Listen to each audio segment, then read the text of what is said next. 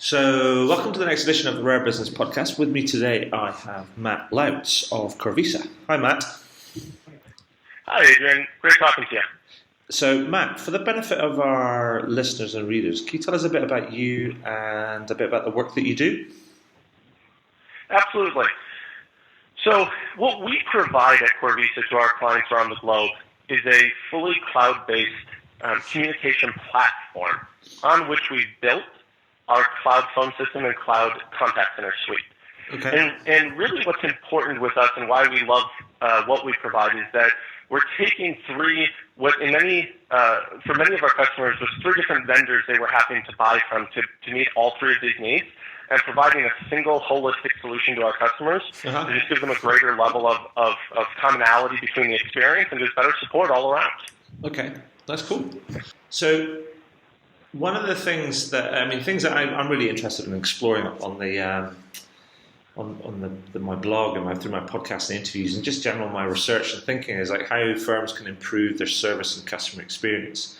But I mean, one of the things that put us together was this idea that there's most of the, if you like, the press or the industry trade or the thoughts and the comments that go around sort of the customer experience sort of space many of them tend to be B2C or very consumer focused, and we don't hear that much about business to business. Now, you made a comment on that, and I wondered why if you could share that comment with us, or just say kind of why you think we just tend to focus on B2C stuff more than B2B. Absolutely, and it is a topic that we as a company and me personally speak a lot about because I do agree and I think it's important. And why do I think you hear more about B2C? I think you hear more about B2C because in many situations, consumers are able to change who they work with quicker and easier. Okay. You don't see as often in B2C environments 1 year, 2 year, 3 year contracts with financial penalties. Yeah. You do sometimes in the cell phone industry, and I think that there's a correlation as to why many of the industries that have contracts are rated some of the lowest in customer satisfaction. Because it equates, in my opinion, to complacency in customer satisfaction, because it's easy to feel as the business that customer is yours, and you don't have to re-win them every week. And I think in B2B, it's interesting because if I can interrupt there, it's really interesting because actually I spoke to a guy called John Maritz, who's the CEO of Consumer Cellular across in the States, and they've given up on their contracts. And their customer satisfaction is completely through the roof because they know they have to be on their game 24/7 because they don't have a contract to fall back on. That's really interesting. Exactly, and I think that's why it's so important because when you wake up every morning and you don't look at your book of business and go, here's my book of committed business, but you look at it every morning and go, this is the list of people I have to re-win today to keep them as a client. How you treat your client is different. And the B2B world, even in software as a service and this whole cloud-based concept, it has quickly become almost more like perpetual license type stuff. Yeah. You see a lot of software as a service, cloud-based offerings that are 3-year contracts pay up front. Right. How you treat that is different. And so what we have been working hard with our clients on, and as a company, why we offer monthly programs, where it is our job to win our customers every month, is it forces us appropriately to every day realize that our clients are with us only if we give them the best service.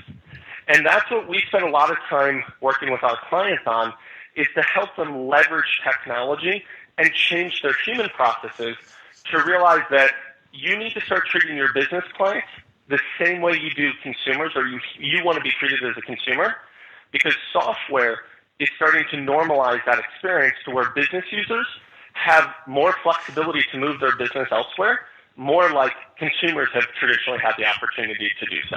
And so do you think that is the primary reason that B2B seems to be lagging behind B2C? Do you think it's primarily about contracts, or is it more than that? Is it more to do with the complexity of the buying cycle, the number of people involved, all of those different sort of things?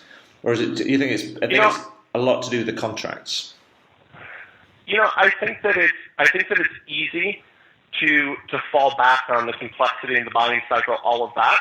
And those are reasons why it's more complicated. but it's not a reason why you shouldn't deliver exceptional customer support. And so do I think that those are reasons that create complexity? Yes. Do I think that just because it is a complex sale, just because there's lots of people involved, that should be an excuse to deliver anything less than exceptional customer support? No. Okay. And that is why I think that more and more business users are starting to look at many of the different systems, all going web-based, all going cloud-based, all going software as a service, platform as a service delivery model, and realizing that if they can't get the service they need, they're not locked in for 5 or 10 years, and they're going to go elsewhere. Okay. And that's changing how businesses work. And I think a big part of that, if I can transition one area, if it's okay, Adrian, is to talk about also the difference of reactive versus proactive customer support. Oh, I love reactive versus proactive. Proactive is one of my big drums, and people don't kind of do it. I think because it's just hard. Not that it's not that it's kind of like it's a complicated thing to do. It's just hard organizationally to get all your, excuse my language, your shit together to actually get it done. You said it perfectly, Adrian. It is, but there's really little things you can do, and there's one that we did in our company and that we've recommended to some clients that I know they're doing, which is, in many customer support and customer success departments, you have varying degrees of busy on a daily basis. Yep. Some days, it could be the beginning of the month is busier than other days. It could be that you just launched a new release and so you're busier. And then a week later, 2 weeks later, you might just have a slow day, right? Mm-hmm. And so one of the things that we've done and has been tremendously helpful is on those slow days, every single contact center individual in our customer success center reaches out to clients, and it varies on the client complexity. Mm-hmm. Some clients are called once a month, some are called once a quarter. Our very complex ones are called once a week. Right. And we just proactively reach out, and the entire conversation, if there's nothing they want to talk about, is 30 seconds. Yeah. I'm calling. I just want to call and see if there's anything I can do today to help make the use of our software better for you. Mm-hmm. And even if they have a question, they're so floored by being called that the entire tone of the conversation becomes one of, oh, you want to help me, instead of you're calling in feeling like the person on the other end of the line just wants to get you off the phone to hit some call center metrics. Sure. So that is something that, to us, you're never going to turn 100% of your support into proactive, obviously.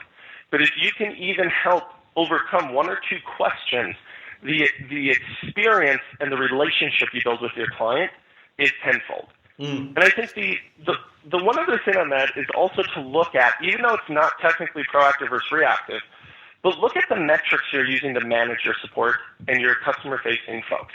Yeah. You know, one of the things that, like I was saying, that we really find is important is, as a customer, whether it's a B2C interaction or B2B, you can tell when the person on the other end of the line, the contact center agent you're speaking with, is clearly watching their average handle time, average talk time, because they don't want to exceed this call center metric that's been set up for them. Mm-hmm. And what it creates is an experience of feeling rushed, of not feeling like your questions are answered, of just not feeling like they're there to take care of you. Sure. And so it's not only important that you treat your clients, regardless of your contract, excuse me, like every day matters to re-earn their business, because when you think that way, you'll treat them that way. It's not only important that you proactively reach out to customers, and like I said, depending on your business, the complexity of the deal, different factors that are unique for business. That might be once a week, that might be once a month, that might be once a quarter. But even just once a quarter reaching out to a client goes a very far way.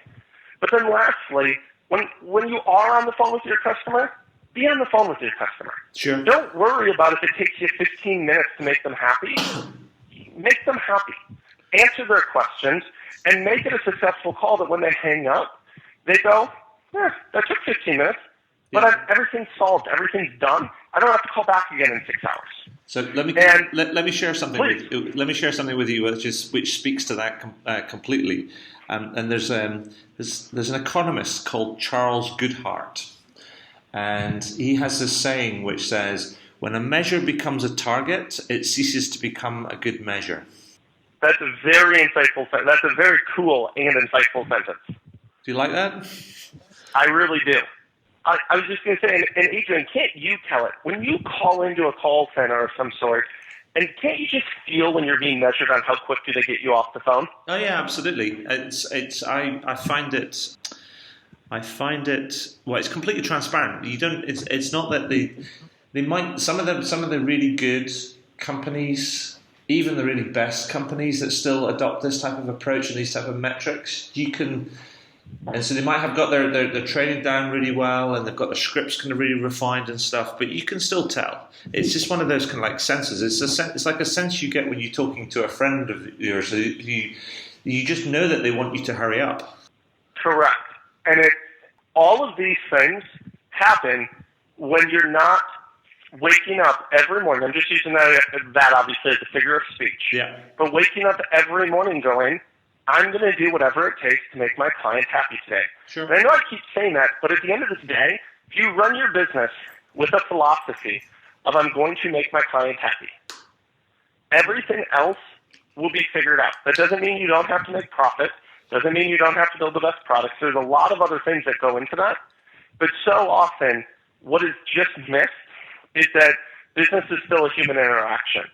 Even when it is purchasing online in an e-commerce site, even when it is being done on your phone, there are still human interactions that take place on a daily basis with a percentage of your clients. Yeah. And when you treat them like humans, when you treat them with respect for their time, but it's not just about your call center agents and how much time are they spending, but your customer is having to take time out of their busy day to call you because of a question or something that wasn't clear. And when you just step back and go, this is costing them time out of their busy day, and you treat them with respect for that, you can work through any issue.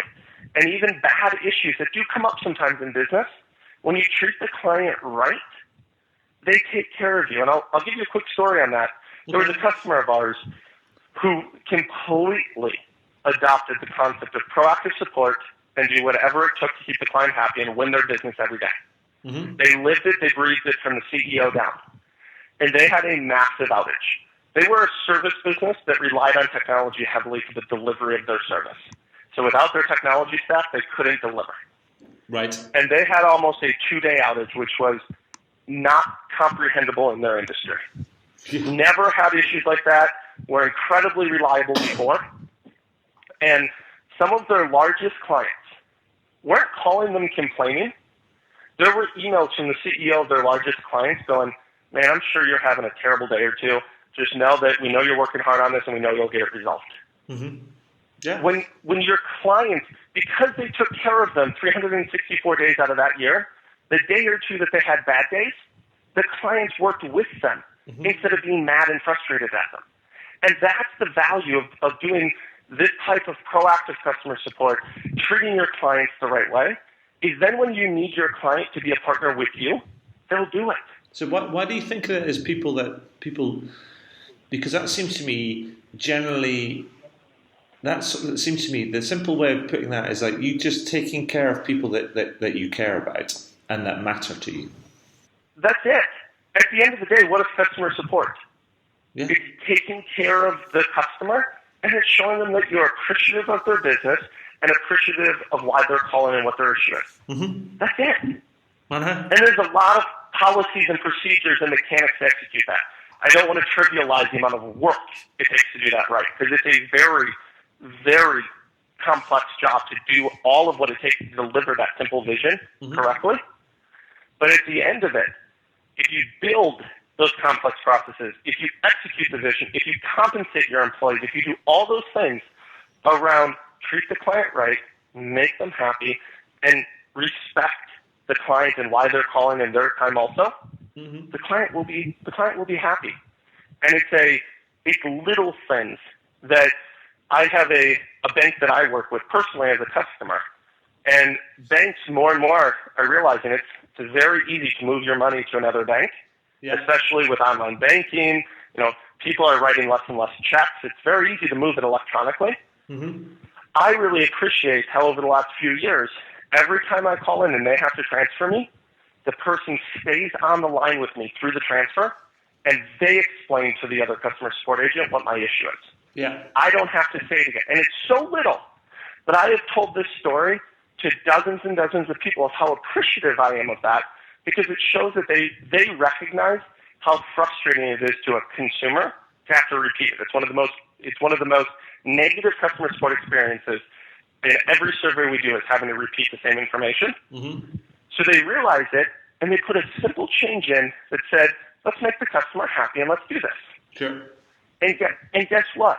I bet you that I don't know this, I'm speaking out of just hypothetical, but I bet that the first few weeks they did that, a lot of their agents started complaining about how long the hold times were. Yeah. Because they had to sit there and hold with the customer. Sure. My hold times have gone down to seconds versus minutes or tens of minutes before. So think like the customer, put yourself in their situation, and you'll make your experience better. And that, at the end of the day, is all that matters. Fantastic.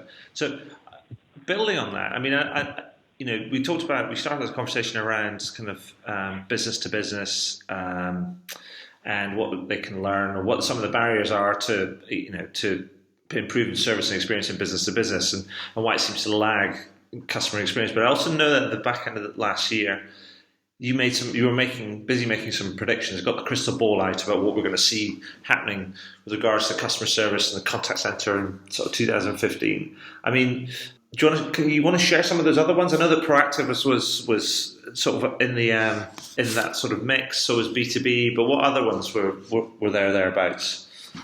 Yeah, so to answer that, and just to sort of share some of the things I think that are going to be changing or trends in 2015, Adrian, is a few things. And one of them, I think, actually really nicely ties into what we were just chatting about, which is I think you're seeing more of a trend in the B2B world of realizing that B2B and B2C aren't as different as people think they are. Yeah. At the end of a business transaction, there's still a person, a consumer. There's still a buyer at that company. So what's one of the trends that I think we're going to see is what we just talked about, is a realization that B2B and B2C support need to have more similarities than they've ever had before. Right. The second, one of the other trends, and I'm going to put these in no order, but another trend is we're seeing more consideration for security and privacy. Right. With all of the different highly, publicized in the media issues that have occurred, consumers are more concerned with giving a human on the other end of the line personal information.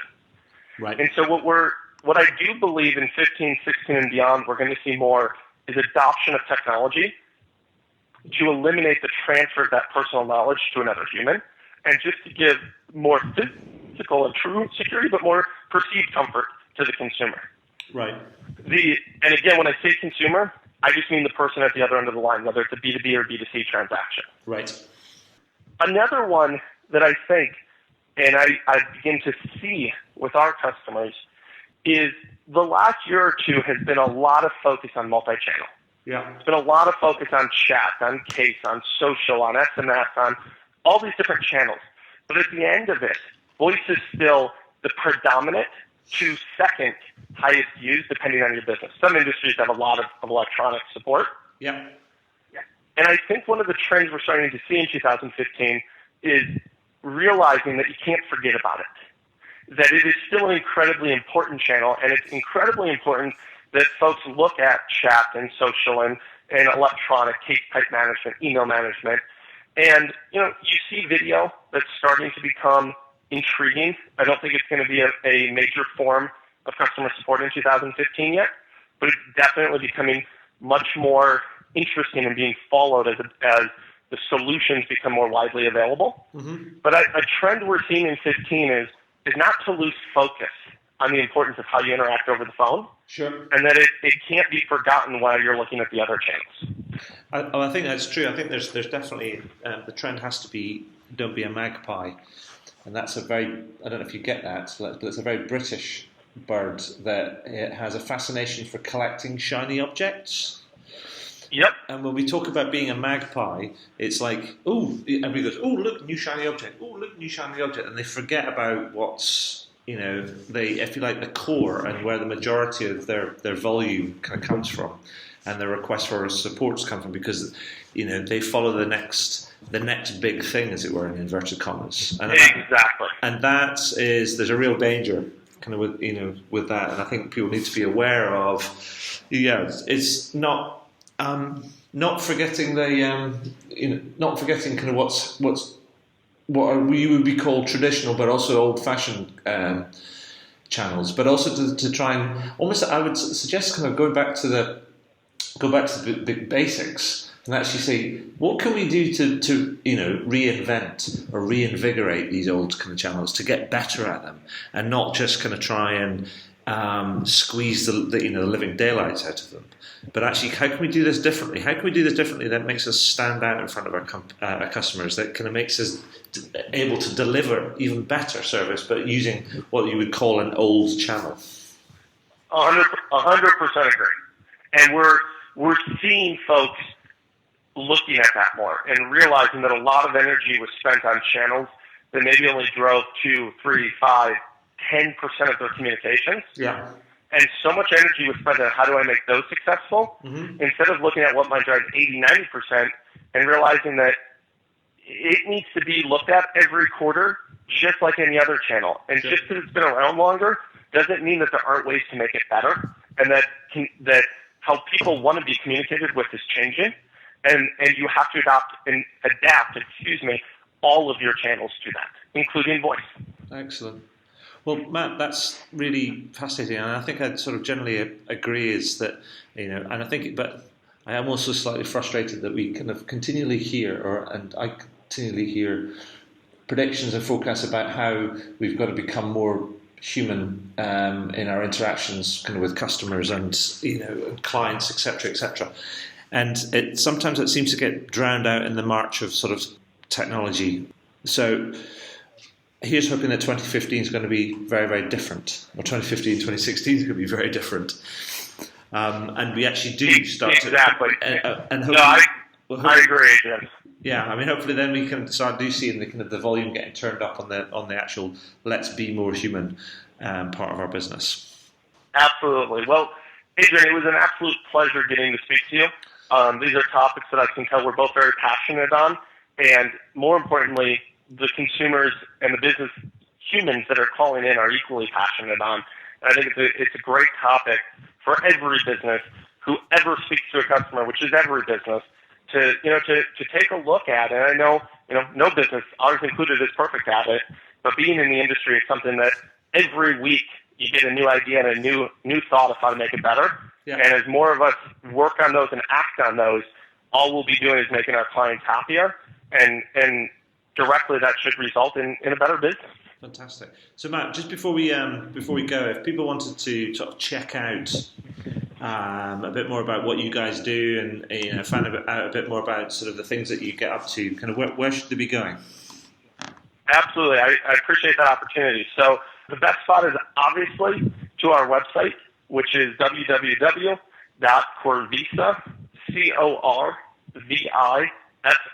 corvisa.com.